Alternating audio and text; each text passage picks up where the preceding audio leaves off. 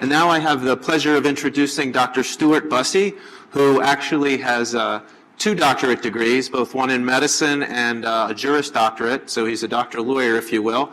He's the third president of the Union of American Physicians and Dentists since its inception in 1972. As a rank and file member, he became the vice president and now president. And he fights for the rights of both patients and physicians in their relationship and their employment. His lobbying and testimony in both state and national legislatures has resulted in better salaries and working conditions for their physician members, protection of peer review, and civil service positions, as well as prison health care reform. He has met with Social Security officials and others in Washington, D.C. to help change the circumstances down there as well. And he believes that all sectors of our union, private, county, and state, must communicate and learn from each other. And this includes contract negotiation techniques, grievance filings, and political strategies. Dr. Bussey has been the State of California medical consultant in the Security and Disability Evaluation Service since 1990. And now, without further ado, I'd like to introduce Dr. Bussey. Good afternoon, everyone. My name is Dr. Stuart Bussy. I'm a family doctor and president of the Union of American Physicians and Dentists, the largest postgraduate physician union in the United States. I'd like to thank Summit at the Summit, Let My Doctor Practice, for allowing me to make this presentation to you, Physician Unions in the Medical Industrial Revolution. You know, I've been a family physician now for over 30 years, and as you see on this picture, my favorite picture by Jose Perez, the family practitioner, we doctors have many hassles from many different quarters.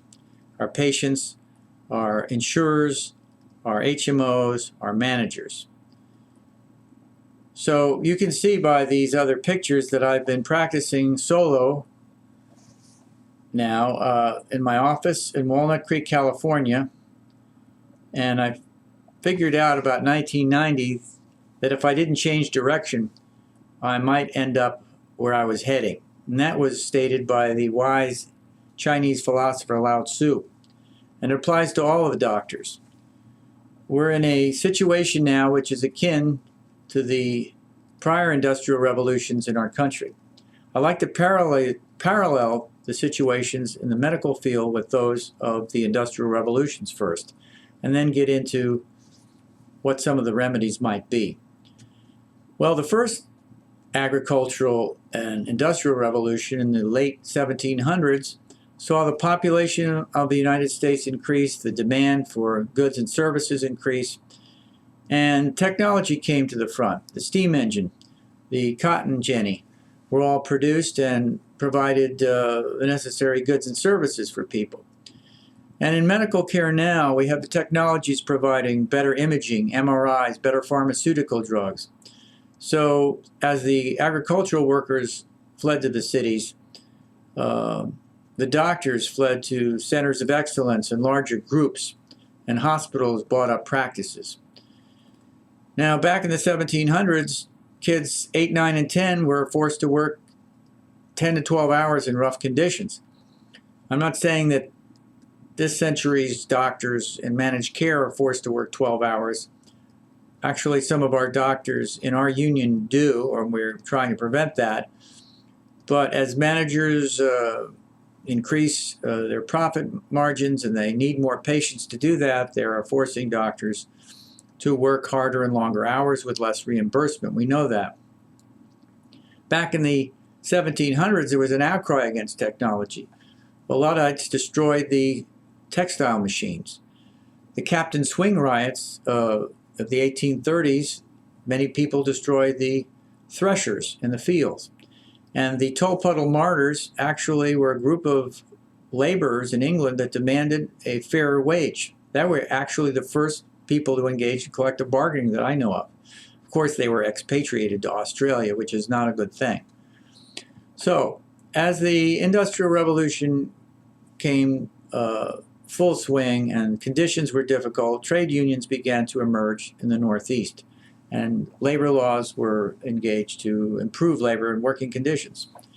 That brought us to the second industrial revolution I call the assembly line revolution. We kind of know what that is like, all of us who work for large groups or managed care or public employees. In this situation in the late 1800s, we had the garment workers, the steel, and the auto industries revving up, and we had a man called Frederick Taylor you may or may not have heard of. He was the son of a Philadelphia blue blood who was sent to Bethlehem Steel one summer as an intern. And while he watched the workers on the assembly lines at Bethlehem Steel, he started to think, they don't really have any job descriptions. They're sort of randomly going about doing this. And if I could insinuate myself, define what their task was, and supervise them, this would increase a whole new industry, create an industry of managers. That's exactly what Frederick Taylor did. He created what we call Taylorism. Those are the four principles you see on the slide. To study the worker, to train the worker, to define the worker, and to divide the worker equally. Doesn't that sound a little bit like what managed care has done to doctors? Now, the laws in the 1890s were very much in favor of the monopolists, the oil industries, and we had the Antitrust Law by the Sherman Antitrust Law of 1890, which broke up cartels and monopolies. Unfortunately, unions weren't mentioned, so people treated them as sort of a cartel, and they had a hard time developing unions. But in the Clayton Act of 1914 excluded unions from monopolies, and they were allowed to flourish. Unions became very important in the early 1900s. And of course, the big Pullman railway strike of 1894 showed the strength of unions. The AFL-CIO was created, as well as the Department of Labor. Well, what brings us now, after the Depression and the Wagner Act, which Social Security was started by Franklin Roosevelt, we got the computer age coming of age in the 1950s, and the digital age, and then the information age. And that's what we're in now. As you know, labor has produced matter, objects, furniture, steel, energy, coal, gas, nuclear. But more recently, the United States has become an information economy. And of course, medicine is part of that. Managers that we know in the HMOs give us formularies and protocols, and they produce this and control the data and process this data. But that does not substitute for what doctors do. Doctors have the knowledge and wisdom to integrate that data and to actually treat the patient. We should not understate that. What we truly have now is an industrialization of healthcare. It's been going on for at least a decade. We have decreasing demand, and that's been exploded by the Affordable Care Act in the last few years, with an increasingly aged population. Tons of patients are there. But we have greater efficiencies with all the availability of emails, telephone, group treatment sessions. We are able to process many of these patients. Of course, the EHRs, which are a bane to many, have increased the amount of paperwork for the average doctor. This graph here shows on the left that about the year 2008, hospital ownership of practice actually exceeded physician ownership of practice. So physicians were giving up, and they are giving up. They're giving up at the same rate between primaries and specialists, which is shown on the right. And who owns these? Who's hanging in to ownership? It looks like the specialists, according to this graph, the anesthesiologists, radiologists are the ones that are keeping control of their practices, while primary care, especially pediatrics, are becoming employees increasingly. So we have a situation where most people acknowledge that over half of the doctors in this country are employed, and that trend is accelerating. As the ownership hassles increase and the profit margins go down in private practice, salary practice becomes more attractive, especially for the younger resident graduates who have hundreds of thousands of dollars in debt. They're looking to someone to resolve that debt, and they'll basically do what the employer says. Deep pocket hospitals and mega groups have lots of money to hire and buy older practices of older doctors and get the market, get those patients to their own rosters. And of course, in 45 to 50 of the 50 states, non-physicians can actually employ doctors directly.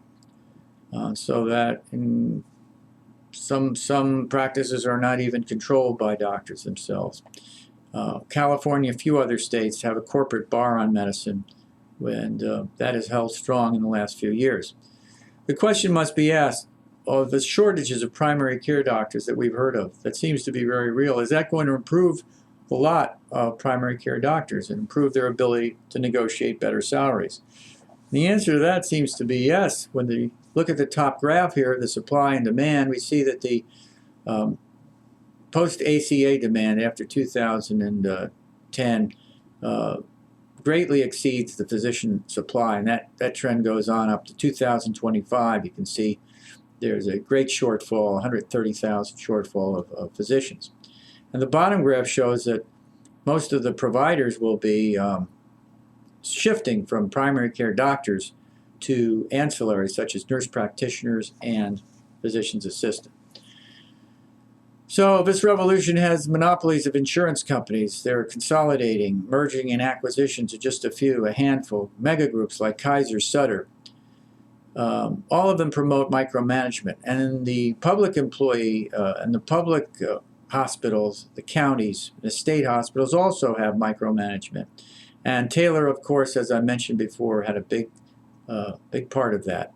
We have provider report cards that we all get at our offices, how we're doing as far as cost.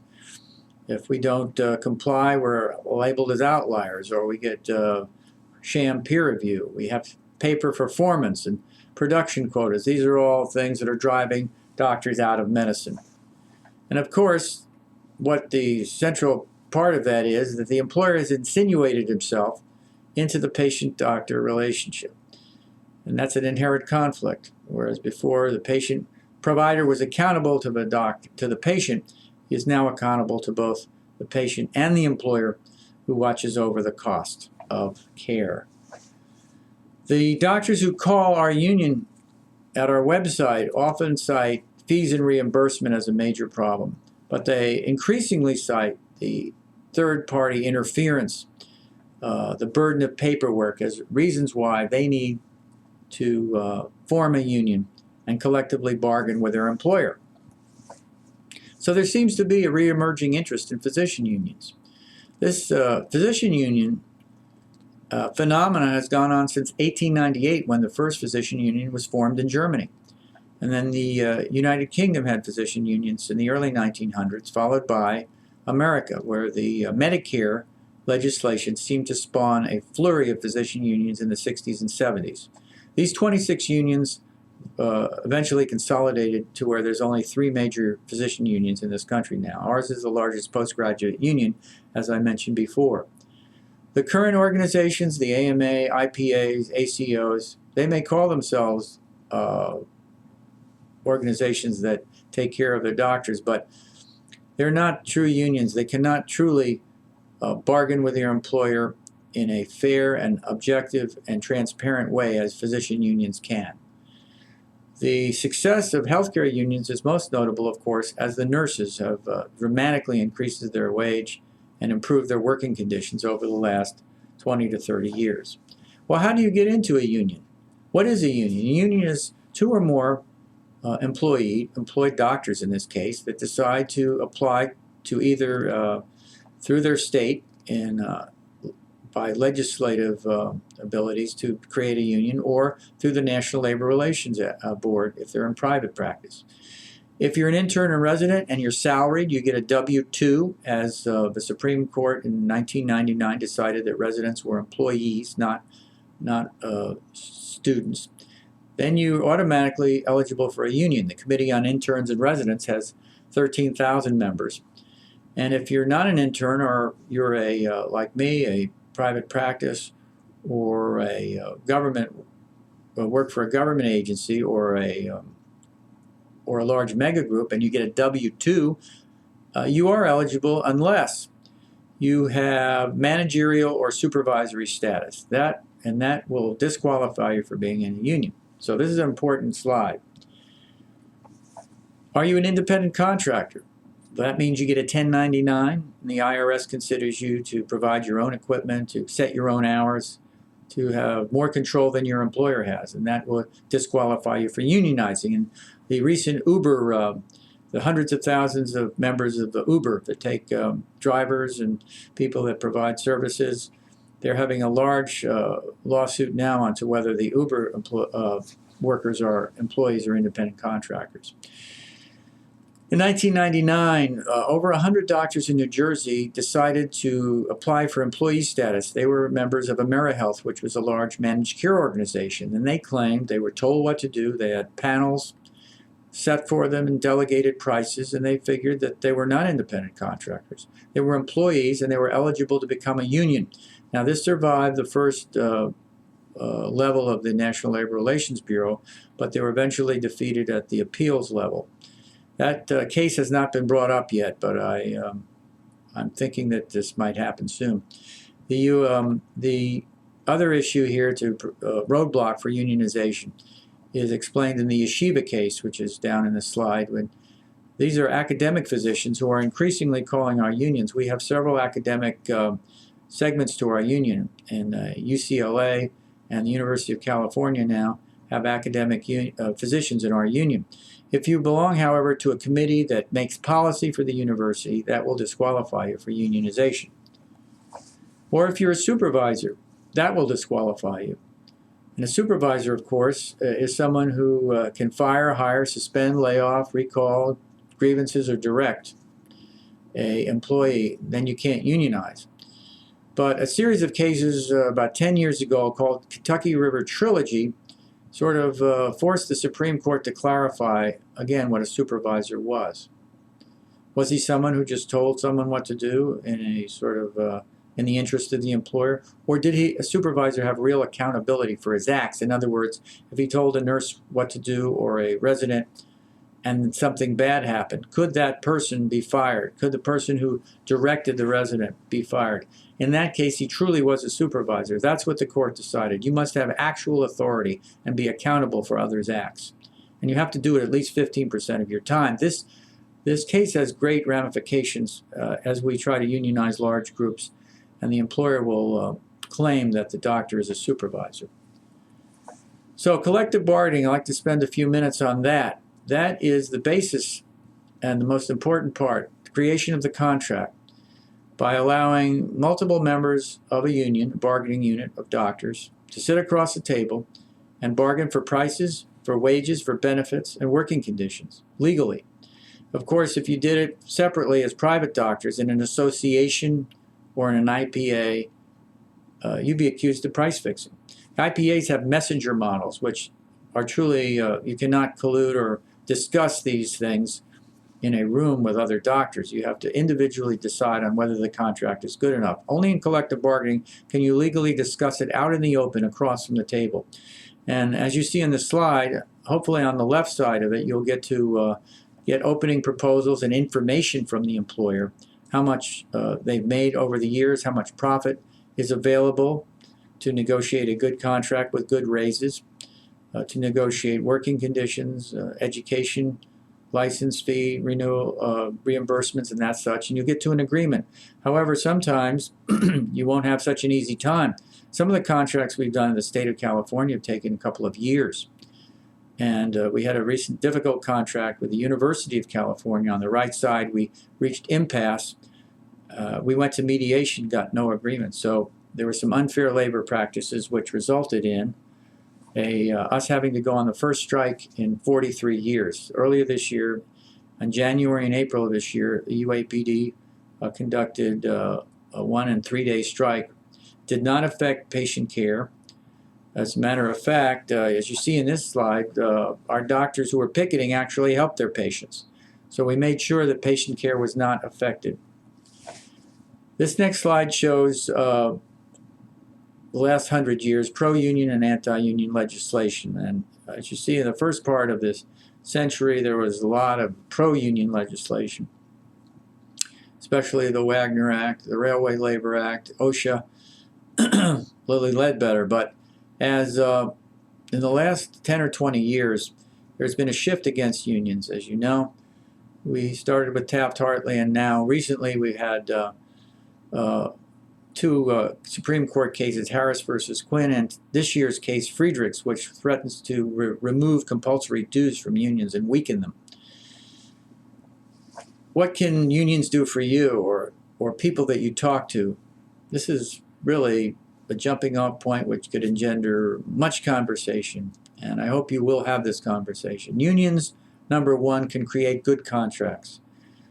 Collective bargaining can unearth information that individuals cannot get without being in a group. You can review that contract, negotiate it, and enforce the contract if the employer violates it. That's very important, because what good is a contract if the employer ignores it? You can grieve it, take it to arbitration, file unfair labor practices, and force the employer to comply. Our union tries to maintain the scope of practice in our physicians, and this what we call scope creep by various other organizations and professions that want to do what we do. We need to increase doctor supply, that's for sure, and redistribute doctor supply to rural areas.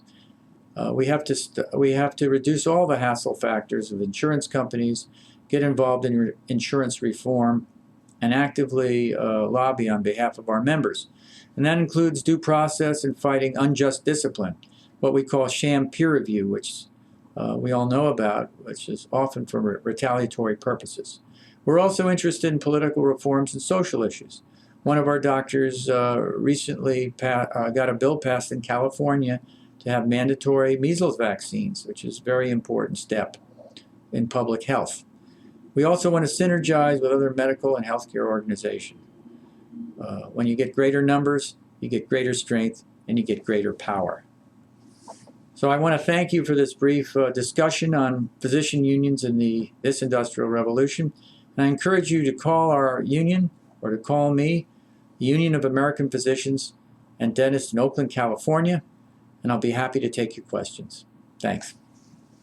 Thank you, Dr. Bussey. We appreciate that very educational presentation on the unionization of physicians and dentists as a possibility for our country, as it's been done through your auspices for years. Thank you again for that.